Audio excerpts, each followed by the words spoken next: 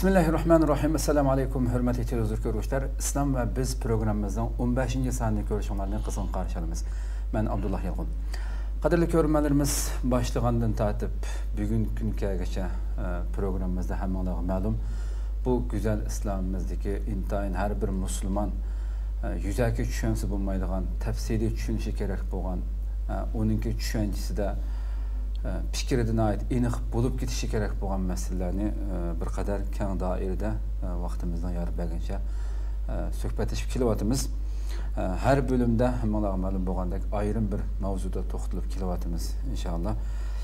Har hafta mushu soatlarda ekranlarda naq maydonda bo'layotdi. Bugungi programmamizga har doimgidek programmamizning doimlik mehmoni hurmatli ustoz Abdurahmon Jamal Qashqarining taklif qildi. Qimmatli vaqtini chiqarib qadam tashrif qilgan uchun albatta ko'p rahmat aytamiz. Rahmat. Allah razı olsun. Ko'rmalarimiz deganimdek programmamizniki bugungi her temada bo'layotgandek bugungi temamiz islom va erkinlik temasida to'xtalamiz. Albatta bu temaning ichida erkinlikning ma'nosi nima, islomning erkinlikka qarata ko'z qarashi qanday bo'ldi, islomdagi erkinlikning ahamiyati qanday, islom va vijdon erkinligi qatorliq temalarda bugun inshaalloh to'xtalamiz. Programmamiz naq maydondan taqdirlayotdi. Ekran oldidagi nomerlar orqali program jarayonida har qanday savol, fikrlaringiz bo'lsa, yo'llasanglar bo'ldi, WhatsApp orqali bo'lsin yoki naq maydonga telefon qilib bog'lansanglar qarshi olamiz. Ustoz, endi shundaqla programmamizning ko'plab qiyinchiliklardan foydalanishi uchun ham bahrlab qo'yishinglarni ham umid qilamiz, qadrli ko'ruvchilarimiz. Ustoz, programmamizga kirsak, bugungi bosh temamiz islom va erkinlik dedik. Albatta programmaning jarayonida to'xtalamiz. Erkinlik albatta biz hamda erkinlik degan vaqtida nurg'unlagan kishilar bugungi yashayotgan jamiyatimizdagi shavqun suran, xolig'ini qilish degan narsani darhol buni tushunishi mumkin. Hamda albatta biz bu program va uning keyindan keladigan temalarda albatta bu masalalarni tafsili aytishga niyat qilyapmiz. Ama şu erkinlikning ma'nosidan boshlab kirsak ham biz buni albatta islomiy bir tushuncha bilan tushunmoqchi bo'ldik ham bu programmamizda. Bismillahirrahmanirrahim. Erkinlikni hayotlikning namoyandasi qilgan, qulluq yoki mustamlik tushib qolishni o'limning hamrohi qilib belgilagan Alloh taolo hamsanal bo'lsin. Shundaqlam erkinlikning nima ekanligini insoniyatga ta'lim bergan Peygamberimizge dua salamlar olsun. Tarix qaraydigan bo'lsak, millet ya xalqlar ko'p qatim erkinlikin deb nurg'un qo'zg'alonlarni elib bordi. Erkinligi yoki hurlik uchun nurg'unlagan badallarni to'ladi. Bu erkinlik degan bu shuar bizga o'xshash mustamlikka tushib qolgan yoki mustabid hokimiyatlarning ostida izlayotgan xalqlarning shuariga aylandi. Endi bu erkinlik degan bu atalg'u ya bu so'z qarsak, bu so'z islomdan taraqqiy qilgan va chunqur mazmunga ega bo'lib, boshqalarning huquqi va boshqalarningki erkinligini himoya qilishni o'z ichiga oldi. Xo'sh. İslamdaki erkinlik degan so'zning ma'nosi boshqalarningki huquqiga daxl tarz yetkazmasdan yoki boshqalar ziyon solmasdan inson o'zi iroda qilgan bir ishni qilish iqtidori ya qilish imkoniyati deganlikdan iborat. Erkinlik deganimiz islomda boshqalarga ziyon solmasdan, başkalarının hukuki yak erkinlik daxil tarz yetkazmasdan bir insan ko'nglida iroda qilgan ishni ijro qilish yoki vujud chiqarish erkinlikdan iborat. Qandaqdir bir odam o'zining erkinligini o'ylab, boshqalarning erkinligi yoki huquqini o'ylamay erkinlik da'vosini qilsa, bu erkinlik jamiyatda buzg'unchilikqa va qalaymaqonchilikqa olib bordi.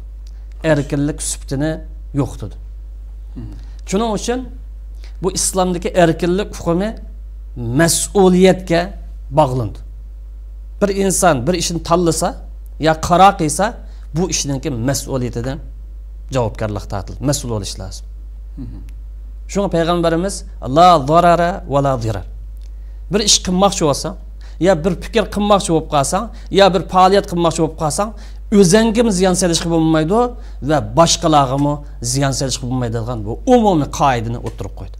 Erkinlik boshqalarga ziyon solmaslik yoki boshqalarning huquqiga daxl tarz yetkazmaslik asosida elib berildi. Hamda bu erkinlik degan bu so'zni qarasak, yoki erkinlikningki ma'nodash so'zlarga qarasak, bu qulluqning tamoman ta'tirisi.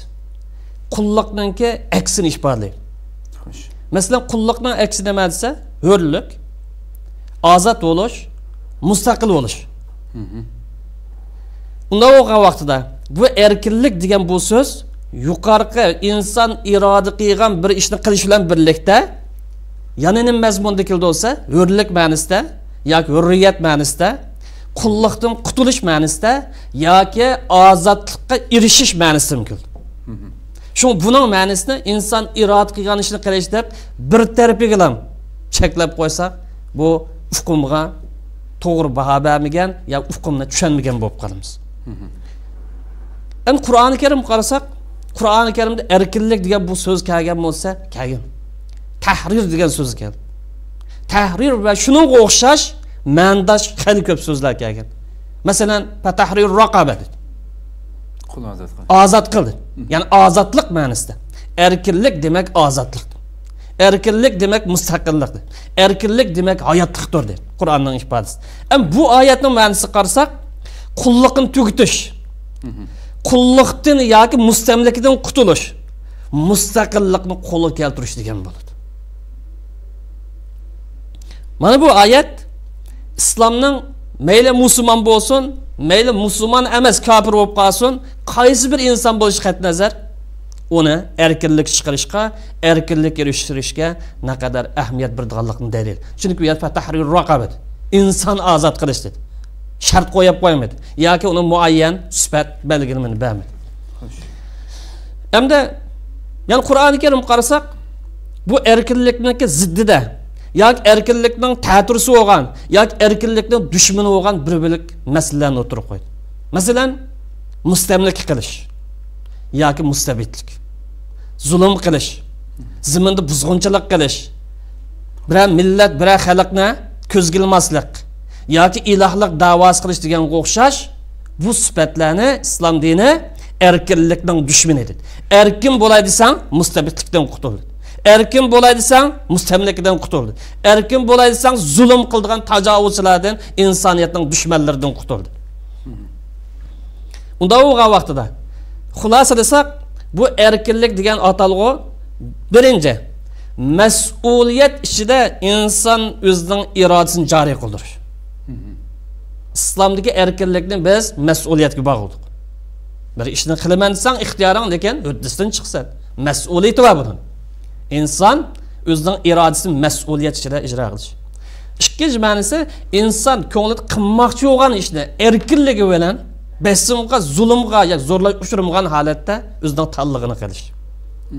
Yana bir ma'nosi, uchinchi ma'nosi, inson o'zining erkinlik rolini yoki erkinlik fikrini, ko'z qarashni boshqalarning huquqiga tajovuz qilmagan yoki ziyon solmagan holatda olib berish. To'rtinchi ma'nosi, yakka holatda bo'lsin yoki bizga o'xshab millat xarakterlik yoki kollektiv shaklda bo'lsin, mustamlikadan qutulish, qulluqdan qutulish. Islomning maqsadi shu. Bu yer tahrir raqabasi faqat bir odam qarasa, uni ozod qilish ma'nosida ishlatsak, ajabo bir millat, bir xalq mustamlik tushib qolsa, uni ishlatmaydi. Mayli yakka shaklda bo'lsin, kollektiv shaklda bo'lsin, jamiyat xarakterlik, millat xarakterlik bo'lsin, mustamlikadan qutulish uchunmi kelam do'stlar. 5-chi ma'nosi bu erkinlikning bir insonning, qaysi bir inson bo'lsin, o'zining huquqini qo'lga keltirish va o'zining majburiyatini ado qilish iqtidoriga ega bo'lish demak. Masalan, men bir vatandosh bo'lish siftim bilan vatan qarta majburiyatim bor. Men bir musulmon bo'lish siftim bilan islom qarta majburiyatim bor. Shuni qila olishim meningki erkinligim. Agar uni to'sqinlik chiqib qolsa, buni yo'qay. 6-chi ma'nosi bu erkinlikning inson o'zining nafsoniy kesalidan yoki nafsi deymiz, nafsi shahvatlardan g'olib kelib, nafsiga asir tushib qolgan, nafsi qul bo'lib qolgan, yoki mol dunyo qul bo'lib ketgan degandek, bu illat, bu kasallardan qutulish ma'nosi mumkin. Buni erkinlik deymiz. Erkinlikning doirasi hukmi mana mishadi. Endi bu erkinlik tushunchasida eng muhim bo'lgan 3 doira. Buni doirasi qanday? Birisi e'tiqod erkinligi. Ikkinchisi ijtimoiy jamiyat ishlariga aloqador fikr qilish erkinligi. Uchinchisi siyosiy erkinlik. Bu masalalarda umr bo'lsa, kelar qatimlarda to'xtalib o'tamiz. Bu erkinlikninki mazmun deb iborat. Demek ustoz, yani so'zlab biz ikkinchi temamizga o'tishdan burunmish. Siz so'zlab o'tgan yuqoridagi mazmunlar erkinlikning ma'nosiga bergan ta'birlar bugun dunyoda so'zi qilinayotgan, shuari to'linayotgan, mayli inson haqlari bo'lsin, ya islomning bu o'tirib qo'ygan narsa bilan bularning o'rtasida hech qancha bir zo'r farqning yo'q ekanligini har qanday bir anglovchi buni his qila oladi bu yerda. Yani o'xshash. Fakat belki 6. ma'nosiga kelgan vaqtida biz musulmon bo'lish ustimizdan ayrılışımız mümkün. Negizlik, yani birdan-bir bugun dunyoda to'g'lanayotgan erkinlik bilan islomning o'rtasidagi erkinlikka bergan ta'biri ma'nosida bir farq bor desak, 6-chi islommi yoki boshqa farq bormi? Shu. Masalan, bugun dunyoning ko'pincha yerda erkinlik tashabbus qilinadi. Bu erkinlik eng dastlabda siyosiy erkinlik. E'tiqod erkinlik. Huquqlarni qo'lga keltirish yoki fikr qilish erkinligi bu asosiy o'lcham. Buning da insoniyat bugun o'ttirib chiqqan yoki tashviq qilayotgan bu naslni 14 asr ilgari islom o'ttirib qo'yganmiz, o'ttirib qo'ydi. E'tiqod erkinligini o'ttirib qo'ydi, keyin to'xtalamiz. Fikr qilish erkinligini o'ttirib qo'ydi va siyosiy faoliyat qilish, tashkilot qurish, partiya qurish erkinligini o'ttirib qo'ydi. Buni keyin qatimlar to'xtalamiz. Endi bu yerda farq nima desa, bugun kunlikda boshqa yerda, masalan, Yevropa ya g'arb ellarga qarasak, siyosiy erkinlik eng ko'p tashabbus qilinadi. Axloqsizlikqa aloqador erkinlik qo'shimcha tashabbus qilinadi. Chunki ularningki birdan-bir maqsad o'zining nazariyasi, o'zining falsafasi, ko'z qarashi bilan islom dunyosini buzib mustamlika qilishni ishlatgan o'tirib chiqargan bir vositasi. Xo'sh. Ularning ichida shu siyosiy erkinlik oldingi o'rinda, ma axloqsizlik uningki qo'shimchasi bor. Ammo bizda bu erkinlik degan so'zdan qo'rqadigan bo'lib qoldi. Ansiraydigan hol tushib qoldi. Demak, erkinlik islom ayollarning fahish qildigan, oshkora axloqsizlik qiliqlarni qiladigan mushning qartib olamiz. Bu g'arbning nazariyasiga o'xshamaydigan yer bir şey. İslamda erkinlik var, her bir ishninki huddisidan chiq, her bir ishning mas'uliyatidan chiq deydi. Xo'sh. Shunga bu erkinlik hukmida mush axloqsizlik doirasini chiqarib tashlasak, jiq bir farq topilamiz, topilmaydi. Haqiqatan yani asli qo'shib tegishlik bo'lgan, tilga ilishga tegishlik bo'lgan masala islom o'tirib qo'ygan erkinlikka bergan bu ma'nolar yuqori so'zlab o'tilgan. Yani o'ylab boqaylikki 14 asr burun tushgan islom o'tirib qo'ygan o'zgarmadi bizning asosiy e'tiqodimiz, yo'l xaritimiz. Bular o'tirib qo'yilayotgan mushunda insonga haq bergan, insonga mushunda qulluqdan qutulib haqiqiy erkinlikka chiqarish uchun kelgan bu muborak dinimiz. Bu fikrlarni o'tirib qo'yayotgan vaqtida insoniyat qaysi qorong'ulikda yashayotganligini, qaysi darajadagi bugun dunyoga madaniyat taqdimiz deb shuar to'layotganlarningki, insonlarga bir narsalarni o'g'itimiz deyotganlarningki, qaysi cho'kish ostida yashayotganligini tarix betlarida uchuq hammasi ko'rinib turdi. Bugun islomni keyinda qolgan din deyotgan, xurafiy deyotgan insonlar dars olish kerak aslida islomning negizidan bu narsalardan qarab turib. Xo'sh, endi islomning erkinlik qarata ko'z qarashi kirsak ham. İslamning erkinlik qarata ko'z qarashi boshqa nazariya, boshqa falsafalarga o'xshamaydi. Nima uchun o'xshamaydi desa, chunki islomdagi erkinlik nazariyasi boshqa falsafalardan o'xshamaydi. Chunki islomdagi erkinlik shu odam o'zi xolisimi? Masalan, erkinlikni da'vo qilayotgan odam o'z iroda qilsimi? Voz kechish huquqiy bo'lgan erkinlik masalasi emas yoki huquq masalasi emas. Ya'ni manzilchilik aytgan vaqtida bir adam mening erkinligim deb o'zining hayotidan voz kechadi g'arb falsafasi bo'yicha. Mening axloqim buzilsa, obro'yim, izzat, obro'yim to'kalsa mayli edi. Yoki biz sizga malay olab, malay va xizmatchi ma'nosida qul bo'lishga men rozi desa, shu huquq ega. G'arbning falsafasi bo'yicha. Bu inson haqqi deyiladi. Ammo islomdagi bu erkinlik masalasi inson xohlagan vaqtda voz kechadigan masala emas. Balki insoniy zaruriyat erkinlik masalasi. Ya'ni zaruriyat deganimiz mush erkinlik bo'lmasa inson insondek yashamaydi.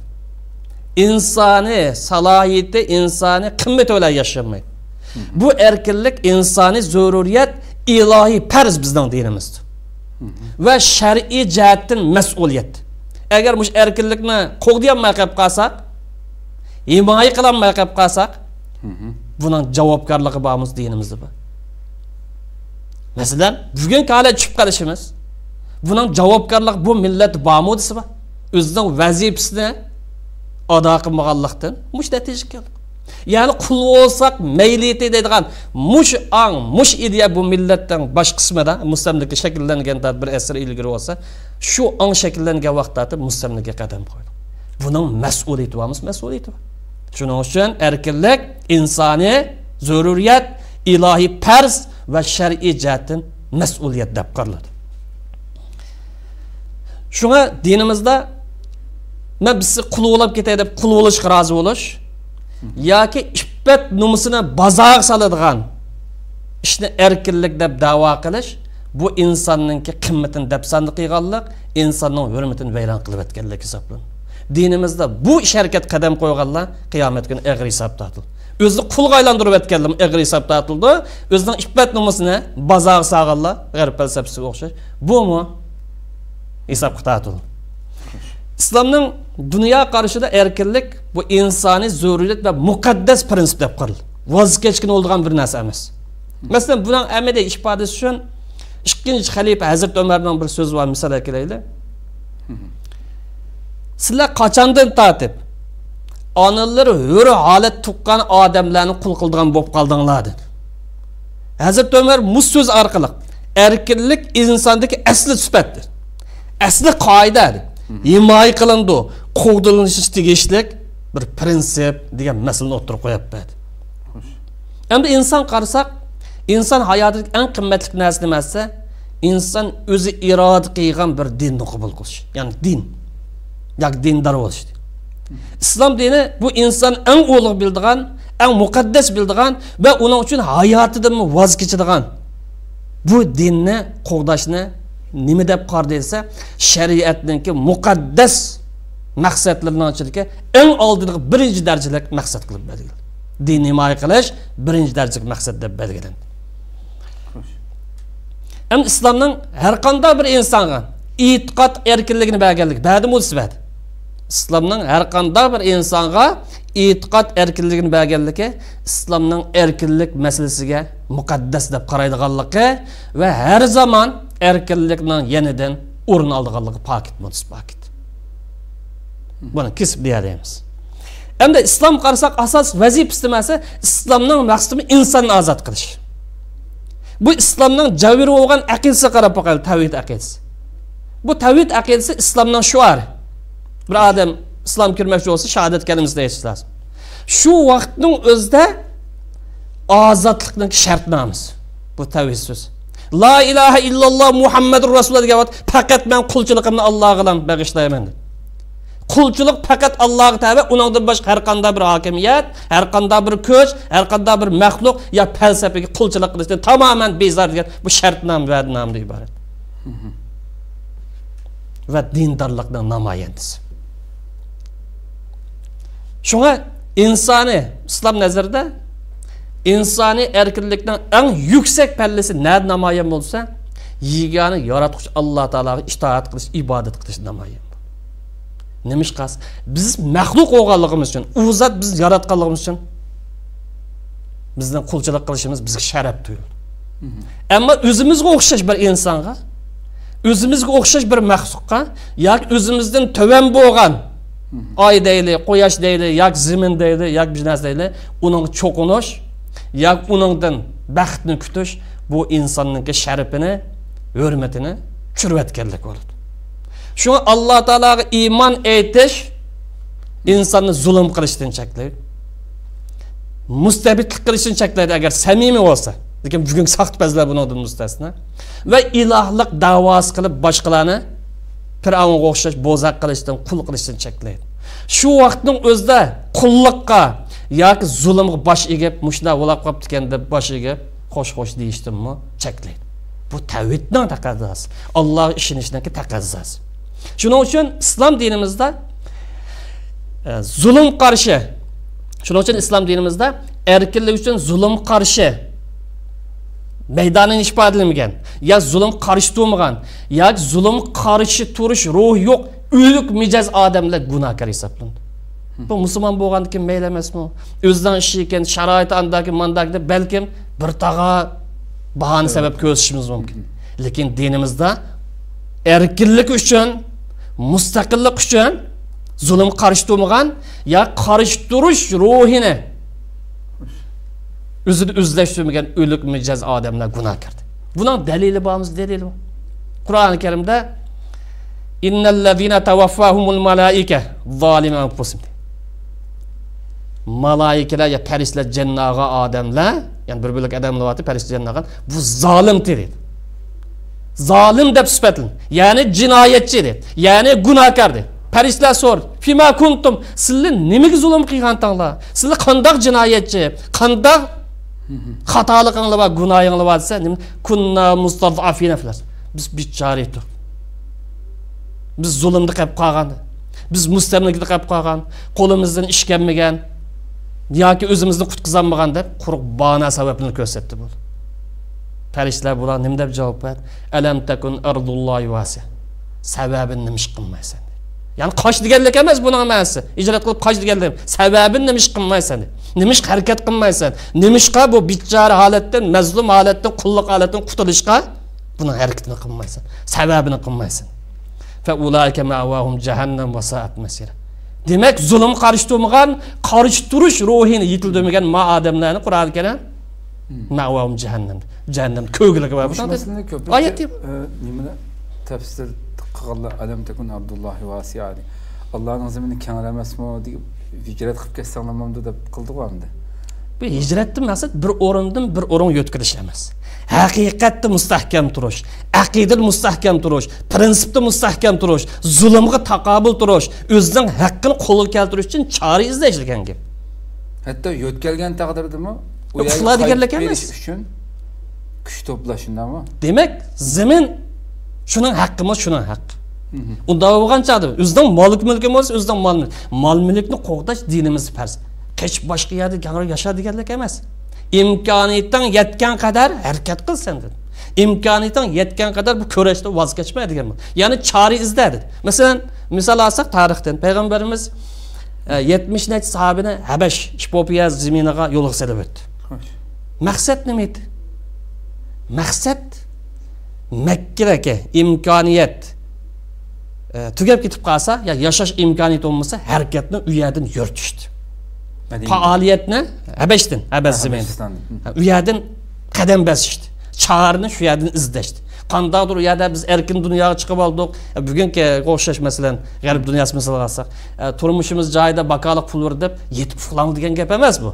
Musulmonlikning majburiyati biz yuqurdik. Har zaman nima dedi? Alloh samimiy qul bo'lishdi. Alloh taolaga musulmonlikni ifodalashdi. Va mahkumlikdan, qullikdan qutulishdir tavhidning taqozosi. U yetib uxlash degan gap chiqmaydi bu yerda. Yana qaraydigan bo'lsak, bundan qo'shimcha islom dini mustabid hokimiyatlar paydo qilgan siyosiy mustabidlik. Shundoqlam botil aqidalar va burmilinib ketgan shariatlar o'ttirga keltirib chiqargan aqida cheklamasi. Fikr erkinligining to'saqlarini tamoman bekor qilib o'tishga kelgan bir. İslamning maqsadi shu. Chunki Qur'oni Karim payg'ambarimizning bu dunyoga kirishining sabablarining birisini bayon qilib, "Va yadau anhum israhum val aghlal allati kanat alayhim." Bu payg'ambar ular ko'tarilmaydigan mas'uliyat bo'lib qolsa, uni yengillatib eladi. Enenken aghlal taqoq. Üçkel, zanjir yoki mustamlikaninki vositalar. Bu yerda ag'loldan maqsad nima maqsad? Mustabidlik maqsad. Mustabid bo'lganda ag'lol taqoq ishiltadi, zanjir kishani ishiltadi. Mustabidlikdan mustamlikaninki aqida shaklimizning fikr erkinligininki vositasi. Demak, payg'ambarning vazifasi qulluqni to'kdishdi. Erkinlikni o'ttirg'a chiqish payg'ambarninki vazifasi deb alayda oyat karimada bayon qilib berdi. Am islom tarixidagi jihad yoki janglar qarasaqmi, millatlarni ozod qilish. Kimdan ozod qilmoqchi? Masalan, bugungi o'sha cho'ng davlatlar o'z zamonida Rim deymiz, Paris deymiz. Mushulardan ozod qilish uchun elib berilgan ozodlik ko'rishadi. Qandaqdir islomda elib berilgan jihad boshqa millatlarni islomga kirgizish uchun emasdi. Yoki zaminni isloh qilish. Ya zaminni isloh qilish, yoki boylikni o'g'irlash uchun emasdi. Bu jihadning maqsadi islom da'vatini o'ttirib tonishtirish uchun bir dukkan achish yoki bir da'vat qilish uchun fursat yaratish yoki bozor solishdan iborat. Chunki islomda aqida zo'rlash yo'q. Chunki burungi imperiya zamonida millat hokimning dini bo'yicha yashash shart. Agar bir fuqaro imperatorninki diniga o'xshamaydigan boshqa bir dinni qabul qilsa, cho'ng xiyonat bilan o'lim jazosi ushqaydi. Islomning maqsadi erkinlikni yaratish. Bu bir mustaqil bir inson, aqli bor bir inson, irodasi bor bir inson. Unda o'g'a vaqtida bu o'zining irodasi, o'zining aqli bo'yicha xohlagan bir dinda yashasi bo'ladi degan mush sharoitni yoritib berish uchun elib berilgan janglaydi. Buning dalili bormi? Masalan, misol olaylik. Qo'mondonlardan birisi Rabi ibn Amir degan harbiy qo'mondon. Bu Paris zamininiki, Paris zaminiga borgan vaqtda o'z vaqtida Iron imperiyasi. Iron imperiyasining eng chong general Rustumninki bir savoli bor. Uning bergan javobi qarab boqaylik. Iron imperiyasining general Rustum bu Rabi ibn Amir degan musulmon harbiy qo'mondon so'raydi. Nima deb keldingiz sizlar? Maqsading nima sizlar bir uqib boqaylik dedi. Nishoningni bir deb boqinglar. Degan vaqt bu sabab nima deb javob berdi. Biz xohlagan odamlarni dedi. Inson bo'lsa hammasini dedi. Xohlagan odamlarni dedi. Ya'ni iroda qilgan, men mushuni tanlasam bo'ladi ekan degan insonlarni insonga ibodat qilishdan, insonga qulchilik qilishdan faqat sen yaratquchiga ham qulchilik qil. Faqat yaratquchi ibodat qiladigan sharoitni hozirlab berish uchun kelgan odamlar. Ikkinchisi bizdan kelishimizning maqsadi meninglam rost. Meninglam to'g'ri deydigan, xuddi Firavun qo'shib ma urikum illa mar. Mening deganim rost qolganimsa, bika deydigan Firavun nazariyasi, ya'ni Firavundan maqsad mustabidlik, ya'ni mustamlik nazariyasi, tar dunyo ko'z qarash. Ya'ni tar dunyo ko'z qarashidan keng dunyo ko'z qarashini o'ttirg'a chiqish uchun kelganmiz. Ma dunyoda insonlar har xil din, har xil fikr, har xil tasavvur yashaydigan dunyoda. Uchinchisi bizning kelishimizdan maqsadi bugungi reallik qarasak dedi. O dilga vaqtda 14 asr ilgari. Dilla boshqalarni, ya'ni o'ziga tava bo'lmagan odamlarni zo'rlab o'zining diniga kirib majburlab o'zining diniga tiqib o'tadi. Islomning maqsadi nima yoki bizning maqsadimiz nima desa, modillarning boshqalarni zo'rlab o'zining diniga kirgizadigan bu nachar usuldan insonlarni qutqizib, islomning e'tiqod erkinligini bergan adolatiga chiqmoqchi. Shu yak tashabbus qilmoqchi. Biz mana mushtaq odamlar. Nishonimiz mavu deb o'z vaqtida bu erkinlik nazariyasini o'ttirib qo'ygan. Buni chunqur o'ylansak, nurg'un gap chiqadi. Demak, erkinlik va qulluqdan qutulish islomning tub maqsadi. Erkinlik yaratib berish, qul bo'lganmiz qulluqni tugutish va bundan qutulish biz o'sha musulmon uchib qolganmiz islomning tub nishoni. İslamdaki cihatdan maqsad millatlarni ozod qilish dedik. Shu vaqtning o'zida islomni bir da'vat qilish uchun bozor ochishdan iborat.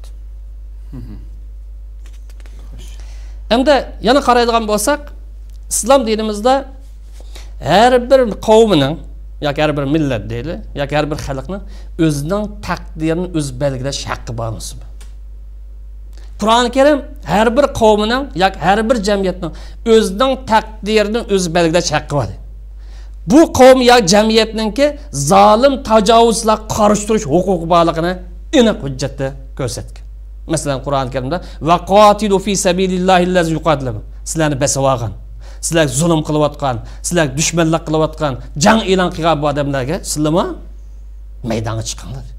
Taqdiringlarni belgilanglar. Ya qul holati yashashga rozi bo'lib uxlab yetanglar yoki taqdiringlarni qurbon berish, badal to'lash bilan o'zgartinglar. Qur'oni Karim qarasak, tajovuzchiga taqobil turish, mustabidlikka qarshi turish, erkinlikni himoya qilish va hayot huquqini qo'g'dash uchun Qur'oni Karim kerak bo'lib qolsa jang qilsin dedi. Kerak bo'lib qolsa jihad qilsang yo'lliq dedi. Ruxsat dedi. Balki boshqalar tajovuz qilib qolsa ruxsatdan olib o'ta farz dedi. Bundan dalili bormi Qur'onda? Uzina lillazina yuqataluna bi annahum zulimun. Zulm qilinganlar, tajovuz qilinganlar, mustamlika tushib qolganlar, aqida cheklamiz tushganlar, fikr erkinligiga uchqanlar yoki boshqa siyosiy zulm uchqanlarga bular ruxsat bor. Nima uchun bularga jang qilish ruxsati bor? Diplomatiya vositalari bilan hal bo'lmadi bu masala. Sulh salo bilan hal bo'lmadi, chiroyli gap bilan hal bo'lmadi. Endi oxirgi chora nima qilib qoldi desa, qurol ko'tarish yo'lliqmi yo'lliq. Sabab bormi? Sabab bor. Allazina ukhruju min diyarim. Sabab bular yurtlarda yashayolmagan. Yurtlar nima uchun yashayolmaydi? Chiqarilgan. Ya'ni mustamlik qilingan. Boshqalar bo'lib olgan dedi. Boshqalar mustamlik qilib oldi. Bularning jinoyati bormi? Haqning nasini oldim yo'q. Faqat biz islom ustida yashaymiz deganlik uchun. Rabbunalloh deganlik uchun, Parvardigorimiz Alloh deganlik uchun, mush e'tiqoddan voz kechmaymiz deganlik uchun ham yurtlar besi bo'ladi. Jinoyati va bo'lsa shu e'tiqod erkinlik jinoyati va bo'ldi. Va innalloha ala nasrin laqadir. Bular mazlum bo'lganlik uchun harakat qilib qolsa, sabab chorasi qilib qolsa, Alloh bunga yordam berdi. Allazina deb bo'ldi. Allazina ukhruju min diyarim bighayri haqq illa ayyaqul rabbuna. Amna valawla dafullohi nas oyatning oxiri. Agar Alloh taolo kishilar bir-biri bilan mudofaa qilib turmaydiganmiz. Ya'ni zolimga qarshi maydonga chiqa oladigan odamlar bilan zolimning oldini etmaydigan bo'lsa. Mayli bu zolimga qarshi chiqadigan musulmon bo'lsin, kafir bo'lsin. Lekin asli chiqish tegishli odam kim desa birinchi bo'la musulmon. Chunki zulm musulmonga harom, kafirga harom. Cho'ng zulmga harom, kichik zulmga harom. Agar zolimga, mustamlikchiga, mustabid qarshi chiqadigan bu ish bo'lmay qolib qolsa, nima oqibat yuz berdi o'ylanadi. Lahuddimat sawami. Xristianlarning chirkovlarini saqlanmaydi va deydi. Va salovat yahudlarning ibodatxonasi saqlanmaydi. Allohning ismi zikr qilinadigan masjidlar saqlanmaydi. Butun vayronchilikka yuz berdi. Ma'u islomning erkinlik nazariyasi. Bu islom yana bu erkinlik masalasida sirtqi omildan boshlamay, ichki omildan boshlaydi. İnsanning ichki dunyosini ozod qilishdan boshlaydi. Ishning beshi o'zimizda. Xo'sh. Ümmetni sırtqa emas o'zingdan boshla dedi. Masalan, islom dini insonning erkinligini qo'g'dash maqsadida Allohdan insonni Allohdan boshqa har qanday narsaga ibodat qilishdan yo cho'qinishdan yoki uni muqaddas ulug' bilishdan ozod qilsin, ozod qil. Ibodat qilaman bo'lsang, cho'qina bo'lsang, faqatla yaratquchi bor dedi. Shuni qilsang bo'ldi dedi. Shu vaqtda erkinligingni qo'lga olasan, shu vaqtda odamiyligingni himoya qila olasan. Shundan bilan birlikda islom yana insonni bir nechta turli ishlardan ozod qildi. Erkinligini qo'g'dash uchun. Masalan, insonni o'zining hayotidan ansiraydigan bir ishdan ozod qildi. To'g'ri, ko'pincha odamlar hayotidan ansiraydi. Hayotidan ansiraganlik uchun ba'zi ishlar o'ttirib chiqmaydi. Endi islomning aqida nazariyasi bilan qaraydigan bo'lsak, bu hayotlik yoki ajal Allohning qo'li. Bekitilgan bo'lsa, bekitilgan. Har bir odamning taqdiri ajali bekitilgan. Bu ajalning zamoni kelmay turib, inson o'lib ketamiz, o'lib ketmaydi. Qiynalish mumkin. Zulm uchrashi mumkin, xafalık tortishi mumkin, lekin ajal kelmay turib, inson o'lib ketmaydi. Ajalning qachon kelganini yaratquchidan boshqa hech kim bilmaydi. Bu aqida, modis aqida. Bu yerda ajal, insonning ajali, hayotlik bilan o'limni yaratgan Allohning qo'li bo'lganligi uchun musulmon bo'lgan insonlar bu hayotlikni yoki o'limdan ansirab qulluq rozi bo'lishi yoki mahkumlikla rozi bo'lishi bu musulmon insonga faqat yarashmaydigan bir ish. Shundaqlam islom dini insonni yana bir narsani ozod qildi. Ya'ni nima desa, rizq masalasi, qo'saq masalasini ozod qildi. islomninki nazariyasidami har bir insonning taqdiri rizqi belgilangan bo'lsa belgilangan. İnsandan talab qilingan narsa nima desa, sababini qil dedi. Sen sababini qilsan, to'g'ri chorasini qilsan, rizq qanday belgilangan bo'lsa, shu bo'yicha keladi dedi. Rizqingdan ansirma dedi. Ba'zi bir ko'z qarashlarda balkim rivoyat bo'lsa kerak. İnsanning ejili insonni qo'g'lagandek, rizqmi insonni qo'g'laydi dedi.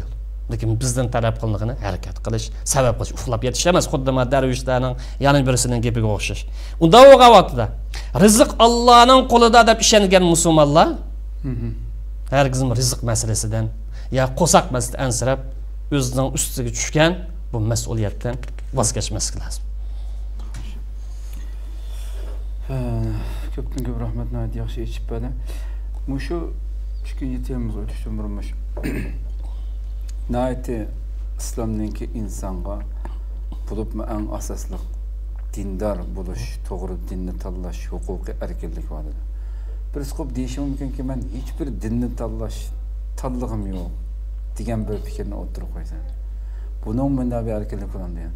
Dindor bo'lmasdan hech bir narsaga e'tiqod qilmayman desam. Buni kelar qatimda mush e'tiqod erkinligiga to'xtalamiz. Ammo bu insoniyat tarixi qarsak, xo'sh. G'alati maxluqlar deydi, masalan, shu dinga ishonmaydigan. Bu mushu asrda, ya'ni 20-asrda o'tirib chiqqan bir vabo. Bu fikrlar. Ha, bu fikr. Ya'ni ilhod, ya'ni dinsizlik yoki otizmlik mush 20-asrninki o'tirlarda kommunistlarning ta'siridan yoki Darwin nazariyasidan maydon kelgan bir vabo. Bundan ilgari insoniyat tarixida haq bo'lsin, batil bo'lsin, qaloq cho'qonsin, xuddi insonlardek kuchsiz narsaga e'tiqod qilsin, bir dinga e'tiqod qilish bo'lmasa bu insonlar. Mavi insonning xarakterini chatlagan. Kommunizmlik dushman bo'la, buningdek eg'ir dushman yo'q. İnsoniyatning eng cho'ng dushmani kommunist. Chunki odamga qarta hech qanday buningki qimmat qarashi yo'q. Odimiylik qarta, axloq qarta, yaratuvchi qarta hech qanday bir qimmat qarashi yo'q. Mush vaboninki natijasi. Shu bugungi kunlikda 14% atrofida odamlar dinsizlikda yashamoqda. Buningki umum nisbati materiallar yozishicha 14% bilan 16%. Bu g'alati maxluqlar. Ya'ni zo'rlash, ko'pincha besim qilish, kuch bilan tashabbus qilingan ozg'in ko'z qarash. Shu bu haqda kelar qatimda to'xtalamiz. Xo'sh, endi ko'rmalarimiz nima yozayotdi, mavzuga. Agarda texim tafsili bilmoqchi bo'lgan qarindoshlarimiz so'roq o'xshaydi. Mumkin bo'lsa oyatlarningki nomerini tevatgan bo'lsa deb shuna deb turibsiz. Yana boshqa savollaringizni programmaning oxirida inshaalloh o'tirib qo'yamiz qadrli ko'rmalarimiz. Xo'sh, islomdagi erkinlikning ahamiyati nima uchun buncha muhim? Erkinlik yoki erkinlik bilan ma'nodosh bo'lgan hurlik yoki hurriyat degan bu islom dinimizdagi eng muqaddas bo'lgan, eng zo'r bo'lgan, bo'lmaydigan buyuk maqsadlarningki oldin qatorida o'rnadi. Xo'sh. Bu erkinlik zamon makon bilan o'zgarib qolmaydi islom nazariyasida. Qaysi zamon bo'lsin, qaysi makon bo'lib qolsin, erkinlik bu muqim bir qimmat qarash. Chunki bu islomdagi erkinlik insoniy zaruriyat va muqaddas insoniy huquqdir. Hamda nima bunday dediksa, chunki islom tasavvurida inson hayotining qimmati nima namoyon bo'ldi? Erkinlik namoyon.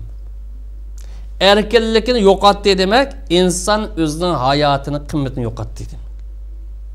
İslam tasavvurida erkinlik hayotlikning oldida turdi. Erkinlik hayotlikdan ustun turdi. Bu erkinlik uchun hayotini pido qildi. Pido qildi. İslam tasavvurida erkinlik hayotlikning simvoli yoki hayotlikning namoyandasi. Qulluq yoki mustamlik tushib qolish hukmiy jihatdan o'lim deb qaraladi shariatimizda. Yoki o'limninki hamroyi deb qaraladi. Belki bu vaqtda kerak dalil paketlardan kerak tafsili to'xtalsak yaxshi bo'lar. Hozirga to'xtalishimiz kerakmi mislamiz? Bu sababdan islom dini insonning erkinligini muqaddas prinsip darajasiga ko'targan. Shunga islom dini haq bo'lsak, biz haq deb e'tiqod qilamiz. Hech qanday o'zgarish kirmagan haq deymiz. Shunda bo'lishi qaramay islom dini qabul qilmagan yoki qanoat hosil qilmagan odamlarni chuqur musulmon bo'lsan deb zo'rlaydigan qoidani yo'l qo'ymadi yoki zo'rlashni amaldan qoldirib o'tdi. Keskin holatda garchi haq bo'lsa-mu musulmon bo'lsan deb majburlamadi. Masalan, buning dalili la ikraha fid-din qad tabayyana ar-rushd min al-ghiy. Dinga kirishga majburlash bo'lmaydi. Men islom da'vati, Qur'on da'vati Baqara surasi 256. Nimishqa to'g'ri bilan xato tabayyan ochiqmiz ochiq, ro'shanmiz ro'shan. Bu insonning tanlashiga, insonning irodasi qolgan masala.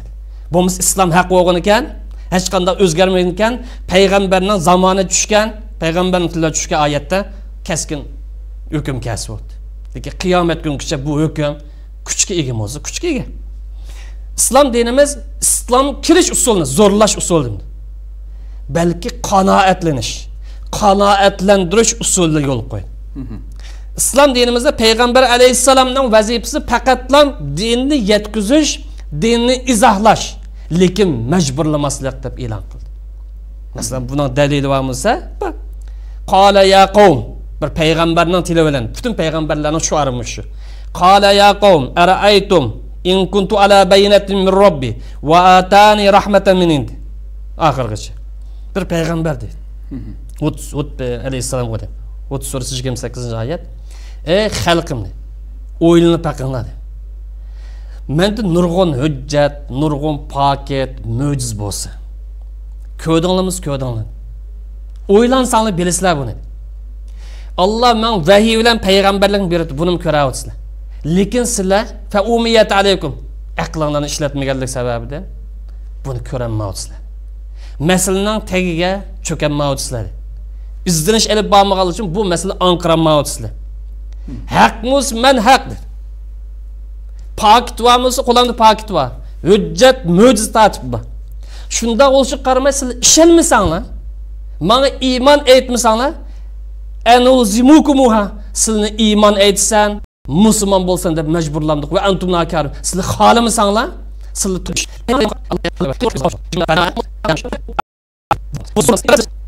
ana qop so'rasa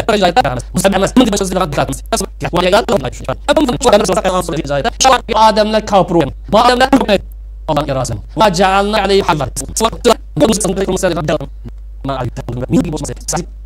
to'nish oltish islomga yo'l aqidat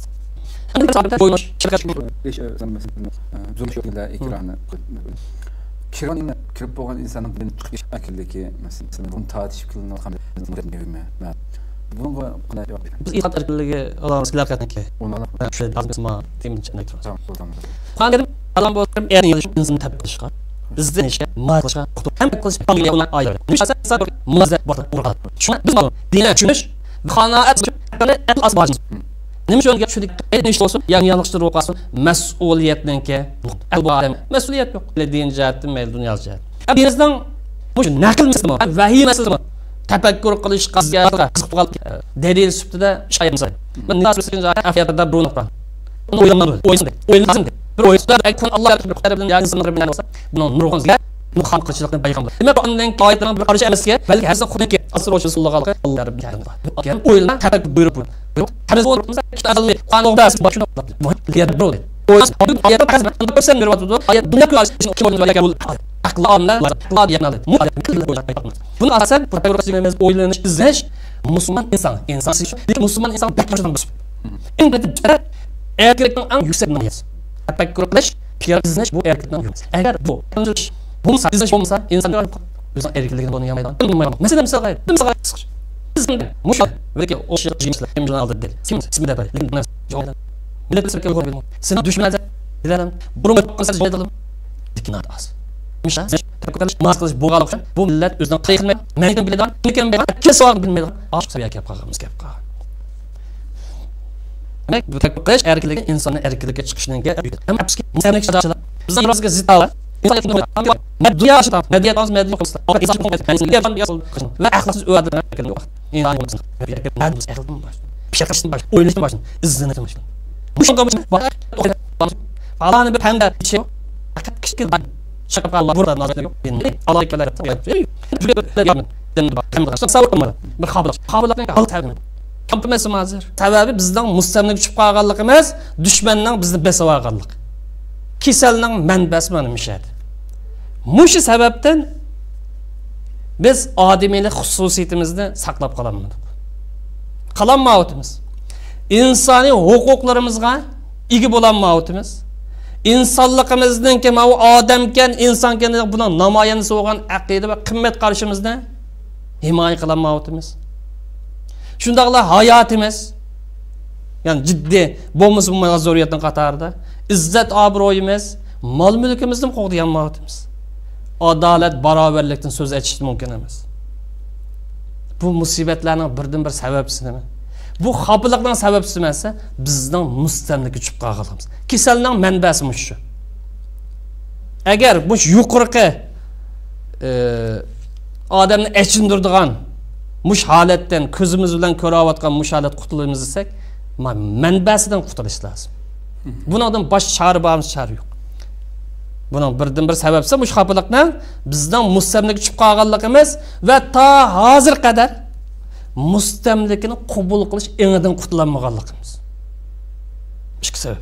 Birisi mustamlikka tushib qoldik, baloy ofatning qatori kirdik, saslanga kirdik. Ama bu saslandan qanday chiqimizsa, bu mustamlikni qabul qilmayman deydigan ong shakllanmadi. Yani mustamlikidan, yani mahkumlikdan, yani Xitoy bilan birga yashashdan tamamen bezar deydigan mush ong tahi kelganmadi. Shunga bir bo'lik odamlar qarsak, vatandan shulg'anda, sirtda qarsak, hatta erkin dunyoda turib davom bu gap qilish hojasiz bo'lsa kerak. Mustamlikka tushib qolishimiz asli kasal. Mushnadan qutulayda ideya ama kallangda bir o'ylan, bir fikr qil, izdan mushu tuyg'u kelmadi. Mush tuyg'u keldikmi? Bizning qo'limiz biznes bo'lsin, bo'lmasin, mushu ideya bilan, iymon kuchi bilan yo'l ochilamiz, yo'l ochildi. Chunki iymon kuchidan oldida bosh kuchdan qabul turolmaydi. To'g'ri, balkim badal to'lashimiz mumkin, lekin yo'l ochildi. Ummat iymon kuchi bilan endi mush kasaldan, vabodan qutulish lozim deydigan ideya kelish hammadan. Bu sebepten erkinlik degan bu narsa mustaqillik mas'uliyatini ko'tarishga yoki mustaqillik mas'uliyatini ustiga erishishga tayyorlik tutmagan sarkilar, siyosiyonlar, rahbarlar yoki ziyolilarga ig'ir kelyapti erkinlik. Reallikda bormi sizmi? Paketimiz naq paket. Nimishqas bu mustaqillikninki buning mas'uliyati. Siyosiy mas'uliyati va iqtisodiy mas'uliyati va harbiy mas'uliyati va madaniyat mas'uliyati va nurg'un mas'ul.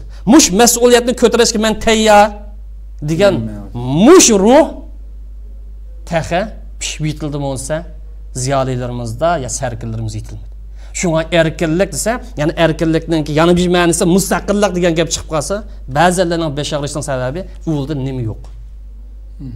Yani mustaqillikninki mas'uliyatiga men tayyor ko'tirish tuyg'usi yo'q. Mustaqillikning badaliga men tayyor deydigan ma ankamagashga shu endi sukab yashab baqsak qanday bo'larki deb 100 yil balki undan ortiq hisoblasak, bu kunlar, bu soatlar yetmaydi. Shuni bilish kerakki, bu erkinlik masalasi, haq-huquq masalasi bu boshqalar epirdigan bir narsa emas. Hozir hamda ba'zilar Amerika epirdi deb baxtdi, ba'zilar Yapon epirdi deb baxtdi. Bu xiyol surayotganlar bormi? Reallikmi ayda xiyol surayotganlar? Lekin bu huquq masalasi, erkinlik masalasi boshqalar ya tajovuzchining o'zi, ya boshqalar taqsi bilan taqdim qilib bizga qo'yib beradigan bir ne'mat emas. Balki majburiyatimizni tonish, majburiyatimizni ado qilish bilan qo'lga keladigan bir natija. Yani tatip elindiğen bir netice. Bu hakikatini ondan isimiz tutuş lazım. Hakikaten şimdi yukarıda vatanning ichidagi xalqimizga nisbatan bo'lgan hamda albatta xalqimizni mushundaq bir ongga keltirish ilgirki biroz erkin vaqtlarda nurg'un balkim az sondagi olimlarimiz, ziyolilarimiz xalqni bu ongga keltirish uchun tirishqan bo'lishi mumkin va bu yo'lda tirishqanlik uchun Xitoy tarafidan yo'qitildi nurg'unlar. Bugungi sharoitda albatta mushunda fikr xalqimizga ochiq oshkora so'zlanadigan bo'lsa, xalqimizningki safligidan, xalqimizningki har qanday biz dunyoda nurg'unlagan musulmonlarni ko'rdik xalqlarni. Bizning xalqimizdek saf haqiqatni anglagan vaqtida shu qadar erib qabul qiladigan bir millat oz bo'lsa kerak. Mushu fikrga kelib, mushu eng mustamlikadan iboratsiz so'zlab o'tgan, ya'ni eng cho'ng balaning cho'ngi suvning beshidagi layni yo'qotmasak, hech bir narsaga erishilmaydiganligimizni xalqimizga tushuntirilgan bir sharoit vatanda degan hech bir shaklda yo'q hamda. Mayli ichkiliklar bo'lsin, sirtliklarga shu bo'lmag'ashqa bu fikr bugun Xitoylarning bir nimasi bor, ijtimoiy uchur vositalardagi TikTok programmasida shu yerda bugun millionlagan xalqimiz lagerda yashayotgan shu qon yerin ichida yashayotgan sharoitdami yana aşağıda ham bahrilanayotgan videolik narsalar bo'lsin, to'y to'kinlar bo'lsin. Qarasangiz da dunyo xuddi üstün osmondan tosh yog'sa ostida mantyapti degandeklam bir tuyg'u bir dam ko'rinishlar. Shu darajada uxlaqliq sirlar erkin dunyoda nurg'unlagan mas'uliyatdan qochib yoki yana shu uxlab bu fikrdan ayrilmoqlik. Ya buni asosliq negizlik narsa nima buningga sabab bo'lgan? Şu xalqimiz aşağıda şu çaresizlikten mi yani cinayetçi bulamdı? Chet eldagilarga aniq jinoyatchi bo'lish hamda erkin dunyoda hamma fikr topadigan materialdan tortib so'zlanayotgan darslardan tortib hammasi bordi. Bu yerda xalq topolmaydi chet elda. Vatanning ichidagilar mush sharoit turib shuni tunimganligi uchun jinoyatchi bulamdi yoki ular jinoyatchi hisoblanmamdi, ma'summi bular? Aslında Xitoy tarafidan bilimsiz qoldirilganligi uchun şuna hem de aslında bihuş halatda xalqini qilib yashayotgan bo'lsa, bular kechirildiganlarning qatoriga kiramdi bu xalqimiz. Chet eldagilar masalan mas'uliyat ega bo'lsin. Nima ish qilib shunday yashayapmiz biz bu kunni boshqa? Buning sabablari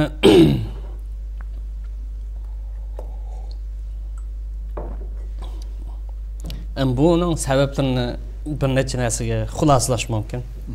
Bu bir cho'ng savol, balkim ko'rurmanlar o'z javob berishi mumkin har odam vijdonidan so'rag'an vaqtida. Buning birinchi sababi islomni to'g'ri tushunmaslik. Men yuqori dedim. Islomning aqidasilar qolgan nazariyasini qo'yib tursak, bu musulmonlikning shuari edi. Ozodlikning shartnomasi edi. Agar islomni tushunsa, tavhid aqidasini to'g'ri tushunsa, bugungi bu zulm, bu xo'rliq, bu ahanat, bu vayronchilik, bu ofatga sukut qilish bu iymonga tamoman zid deydigan ma'an keladi. Ishdan beshamişlar. İslam to'g'ri tushunish. Xalqimizdagi islomning umumiy siyosiy nazariyasi bilan, ijtimoiy nazariyasi bilan taga mohiyati bilan tushunmaslik kesilib bormiz bu.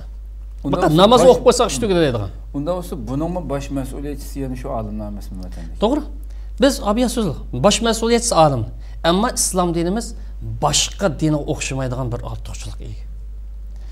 Qur'on sunnatdan iborat bu manba hammalarga ochiq-mo'tsiz ochiq. Bu aqlni ishlatdi oyat. Musulmon bo'ladigan musulmon Qur'onni o'ylash lozim. Tafakkur qilish lozim.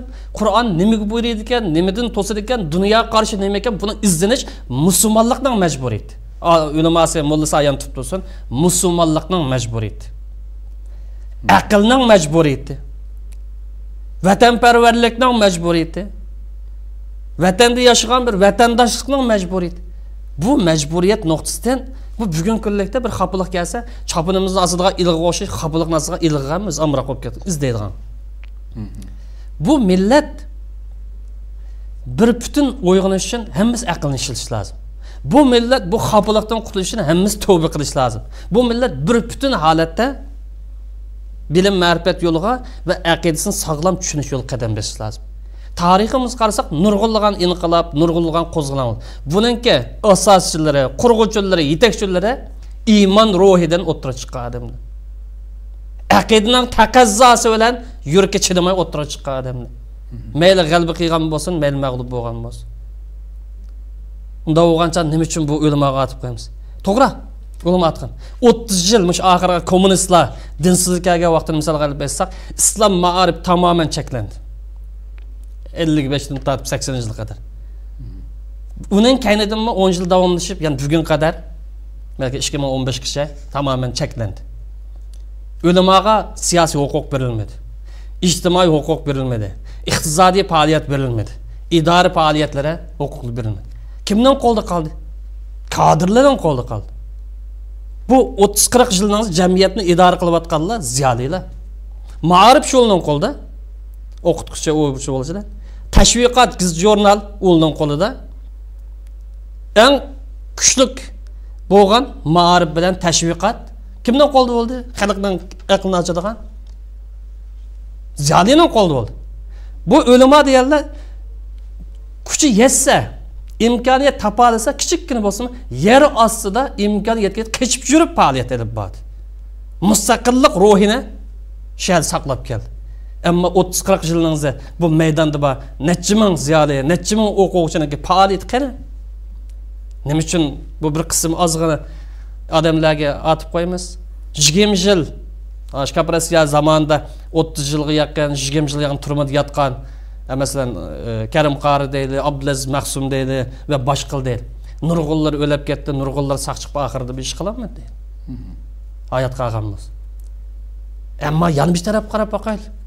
O turmuş girip geçişten öyle maliş kılanmadı. Ahir kamış 50 yıl jarayonida cheklimi sababidan, uyga solab qo'ya sababidan imkoniyat sharoitning berilmaganligi, ulug' maktab ichish ruxsatining berilmaganligi uchun faoliyat qilaman. Ammo boshqa sababchi. Ma'rif sohasidagilarchi, o'qituvchilarchi, giz jurnalistlarchi, o'qiganlarchi. Bu mas'uliyat sizning meningki mushu Sharq Turkistonda o'tgan har bir Uyg'urning mas'uliyati. Undan aql bormiz, aql bor.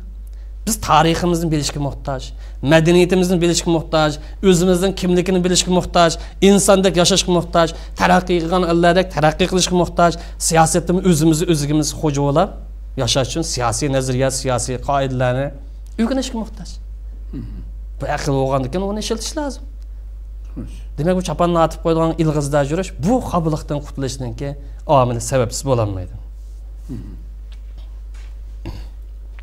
Lekin yani vatandakilemesin, cinayetçi hesabından da hazır. Bu milletin hammasi. Ne dedim bu ayette innellezine tevaffahumul malaike. Hoş. Degan bu ayette muşnaga hareket qilmagan, sebep qilmagan, kuchi yetgan qadar urinmagan odamlar mas'uliyatchi, gunohkor sanaladi. Ayetden okumaş. Kim bulacak hepiniz?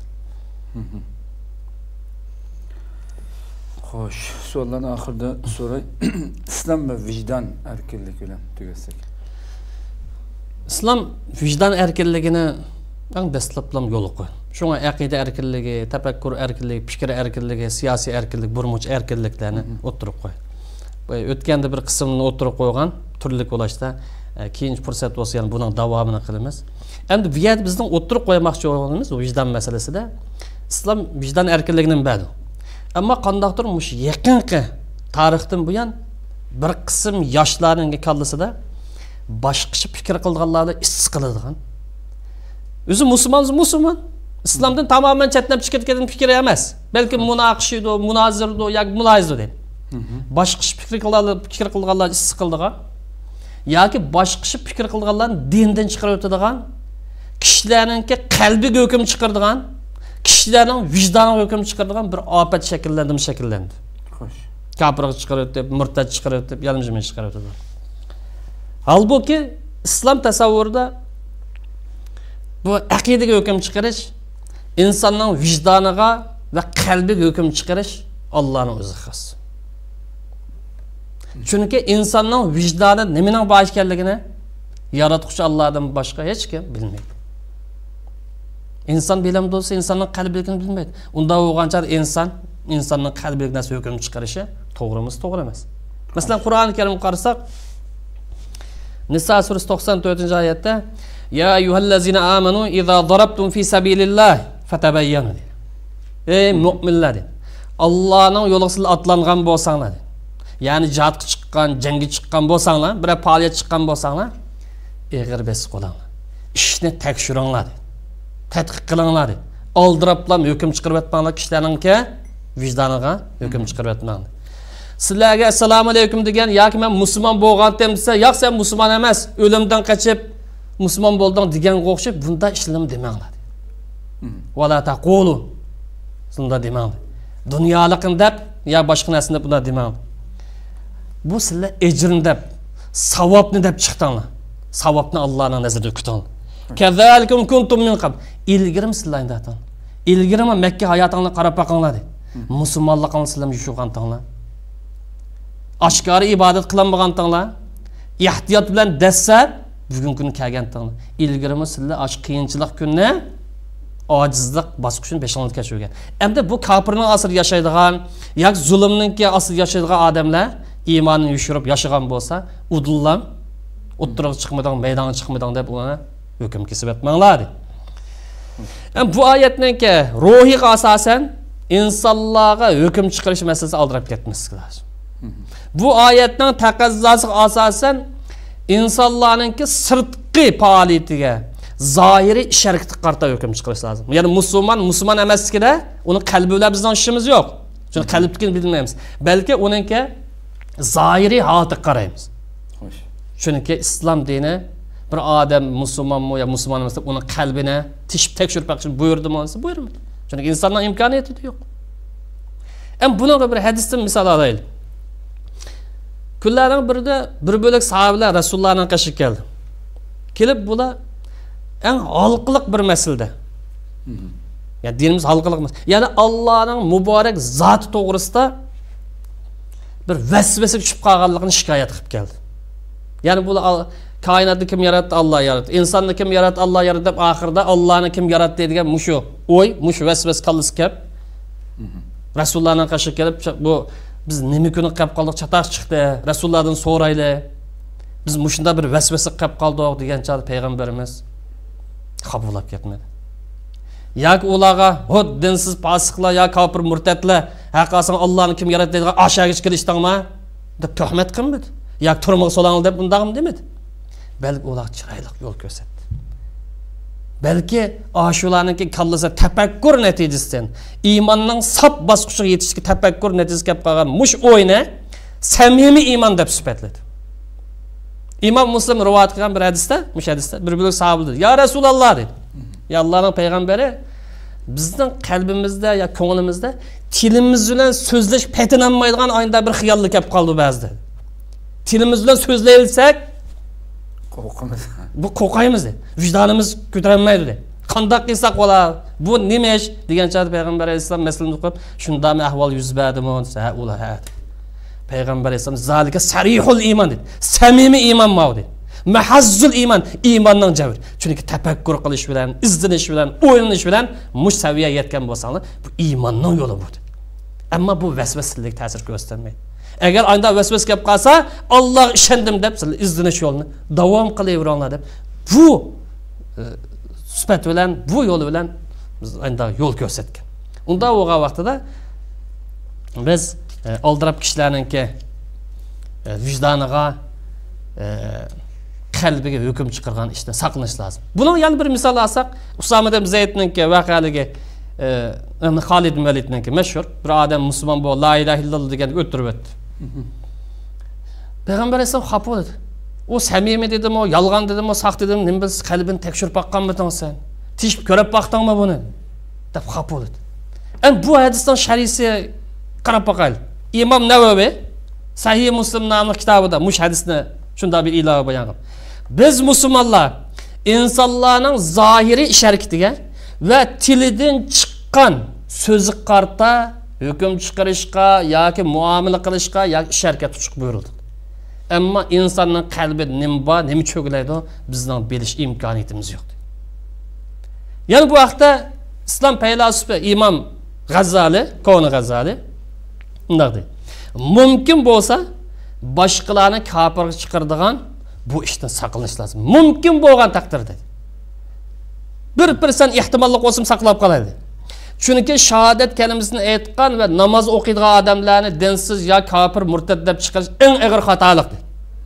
Esonda bo'lsin.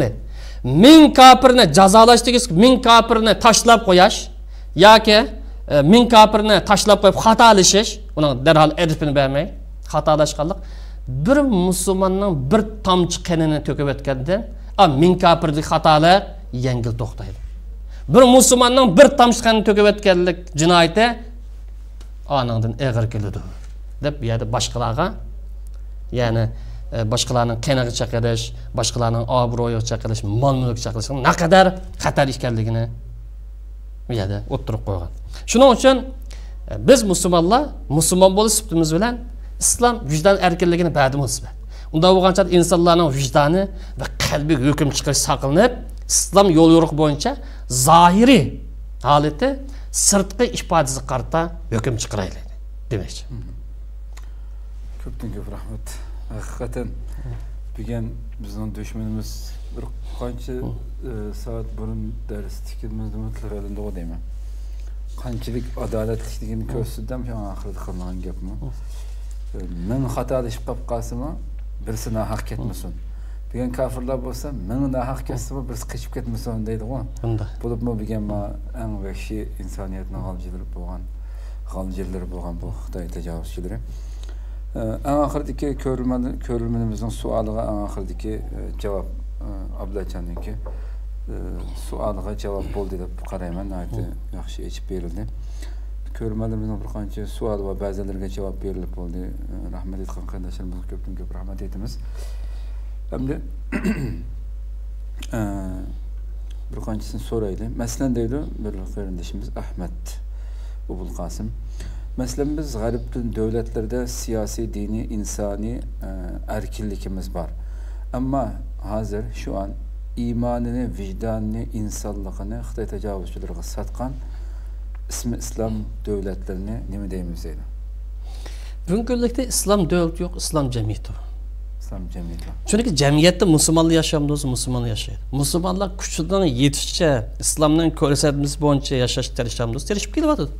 Ama hakimiyet devlet beşiligida islomga vakillik qilamiz, islomga vakillik qilmaydi.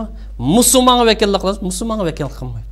Bu g'arbningki qo'chaqlari yoki qo'pol talablar deb aytganchada g'alchilar deb iborat. Tamam. Xo'sh, endi nima uchun islom dini erkinlikni 1941 yil burun bergan bo'lsa, hozir g'arb davlatlarining orqasida qoldi. Hazır 57 ismi İslam devleti var ama bizge sahip çıkan bir mu İslam devleti yok. Yukarıdaki gap bilan asosiyaten cevap çıkıp olgan bo'ldi bununla. Çünkü ulağa qarab turib qadrlik ko'rmalarimiz ularninki bugungi mayli atalmış İslam devletleri deyilayotgan bu devletlerdeki hakimiyet üstündekilerini elib berayotgan ama nurg'un xalqining ichida nini isil bizning nimamizga sahip chiqayotgan qo'ldan kelgancha qilayotgan qarindoshlarimiz albatta bugungi ahvolimizga ichinayotgan o'zining hokimiyati ya o ishga qo'l tiqmagan ammo yurigidan ichinayotgan nurg'un qarindoshlarimiz bor. Buni hargiz sal qarmaslik, ko'z yummaslik kerak. Hokimiyat ustidagi bu setilmalarninki elib berayotgan ijroatlari butun shu xalqga hukm qilinmasligi kerak deb qaraymiz. Xo'sh, endi Ustaz Allah sizden razı olsun. İlm qilsin deb. Tamam. O'xshamagan fikrlar dedi Abdullajon so'rabdi.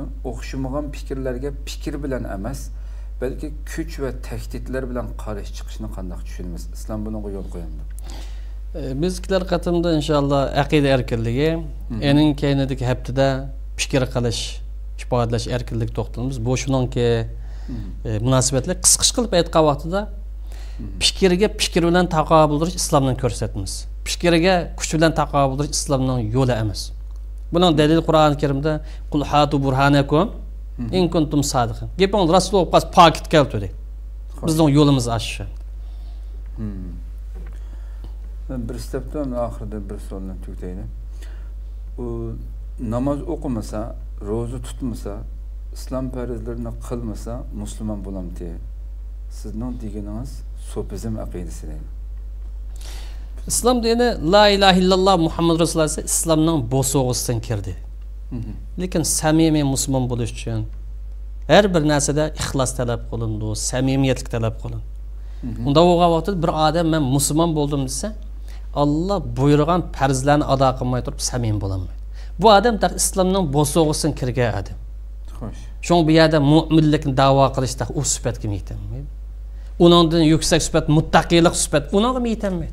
Bu en aciz, en bichar bir insan. Shahadat bilan to'xtab qolgan insan. Lekin shahadat kalimasini aytganlik uchun islomga kirish ochqishi ega bo'lganlik uchun uni dindan chiqarib etmaymiz. Namoz o'qimagan bo'lsa dinimizda yo'qmi? Bu fasq degan. Xo'sh. Çok rahmet.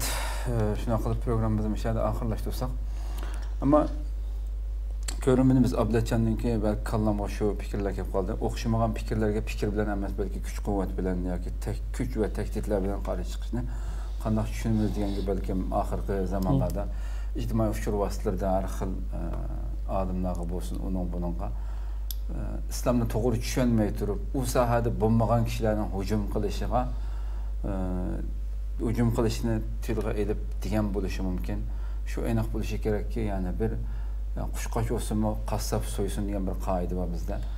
Har qanday ziyoli yoki bu islom birisininki yo'ldan tepmagan so'mkisi emas.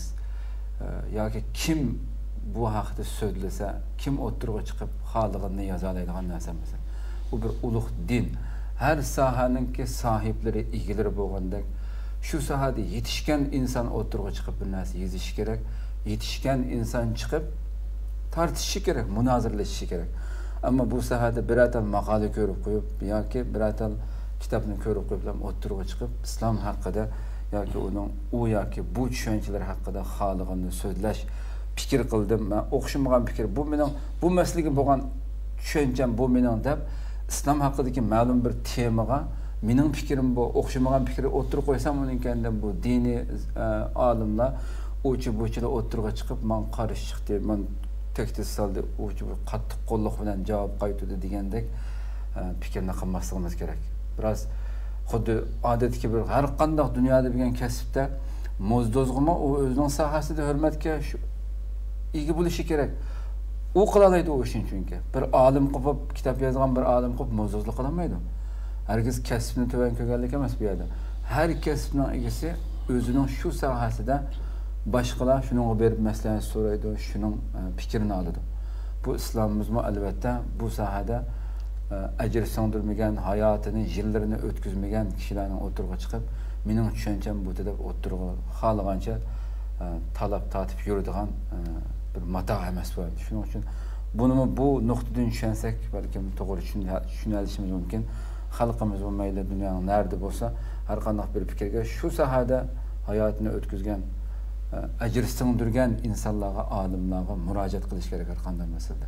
Boshqa bir ziyoli o'chi-bo'chilarga murojaat qilishdan burun deb qarayman. Shunday qilib programmamiz mishada oxirlashdi. Programmamiz inshaalloh yana bir qatimliq, yana bir haftadan oldimizdagi Allah ömür bersa görüşükçe sizden Cenab-ı Allah tavşımız. Kıymetli fikir bergenler üçün, fikir yazganlar üçün köpten köp rahmet etimiz.